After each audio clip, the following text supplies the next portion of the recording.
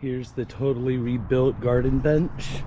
The only thing salvageable was the iron, the cast iron end pieces. I had to redo all the slats, top and bottom. I stained them, sealed them. I had to replace the metal brace and all the hardware. Really beautiful. Can't love it more than it is. It's gorgeous. It's perfect. Let me show you how I did it. Here are the cast iron end pieces.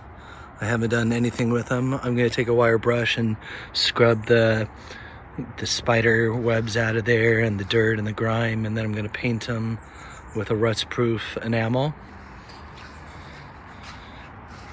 Here's the back part that I've already done that too. See how pretty it is. And then since I started this project months ago, the wood I was using I left outside, so it got kind of dirty. So I'm gonna have to sand and treat the wood. This is redwood planking. I'm gonna have to sand and treat the wood before I get going.